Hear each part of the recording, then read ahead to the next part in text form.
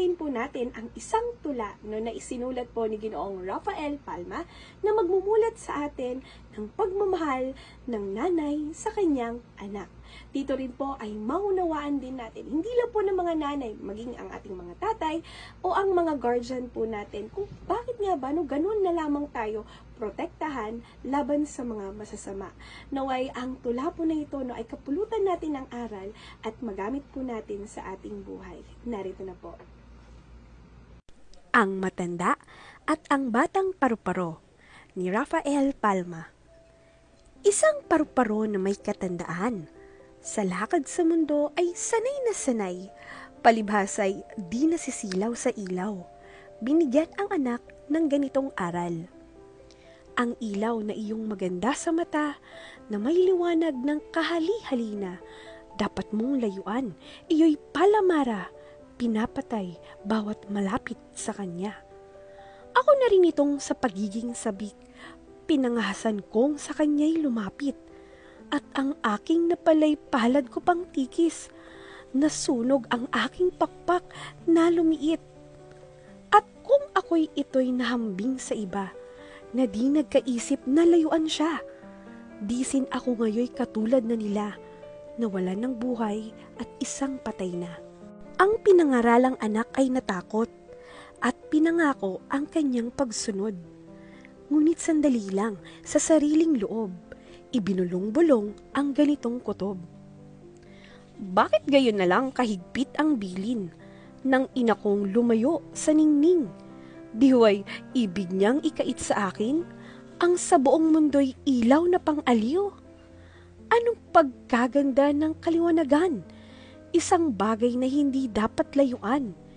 Itong matanda ay totoo ngang namang sukdulan ng lahat nitong karuwagan. Akala'y isa ng elepanting ganid, ang alinman langaw na lubhang maliit, at kung paningin nila ang manaig, magiging higante ang unanong paslit. Kung ako'y lumapit sa nanggagano, ay ano ang sama ng mapapala ko? Kahit na nga niya murahin pa ako, ay sa hindi naman hangal na totoo. Iyang mga iba'y bibigyan ng matuwid. Sa kanilang gawa ang aking paglapit, sa pananakali di magsisigasig, sa nagniningningang ilaw na marikit. Nang unang sandali, walang naramdaman, kundi munting init na wari pambuhay. Ito'y siyang nagpapabuyo pang tunay upang magtiwalat lumapit sa ilaw. Natutuwa pa nga't habang naglalaro, ay lapit ng lapit na di nahihinto. Sa isang pag-iwas ay biglang nasulo. Tuloy-tuloy siyang saningas nalikmo. Nang unang sandali walang naramdaman, kundi munting init na wari pambuhay. Ito'y siya pangang nagpabuyong tunay upang magtiwalat lumapit sa ilaw. At siya'y hindi na muling makalipad hanggang sa mamatay ang habag-habag. Ang ganyang parusay siyang nararapat sa hindi marunong sumunod na anak.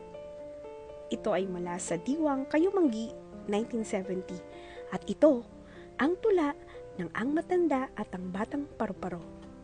Ngayong natapos na po natin ang tula na pinamagatang Ang Matanda at ang Batang Paru-Paro ni Rafael Palma, marami po tayong mga natutuhan, at isa na nga dito ay dapat sumunod tayo sa ating mga magulang sa mga ipinapayo nila sapagkat wala naman silang ibang hiling, kundi tayo ay maging maayos, maprotektahan tayo sa anumang masasama sa ating paligid. At dito po sa tula na ating napanood, sana ay kung ikaw ay may katigasan ng ulo, may panahon pa para magbago at ayusin ito upang hindi tayo mapahamak at magaya sa batang paru-paro na mula sa tula.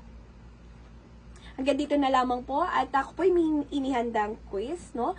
Kung gusto po ninyong malaman kung kayo ba ay natuto, no, pwede po ninyong sagutan para po ito sa aking mga mag-aaral, sa mga hindi ko mag-aaral kahit kanino po, maaari nyo pong sagutan. Ang link ng quiz ay nasa description box at huwag po sana ninyo kalimutang mag-subscribe para po sa mas marami pa nating lesson videos.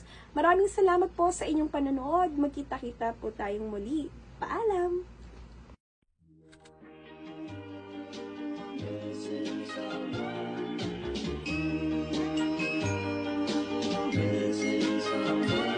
Missing someone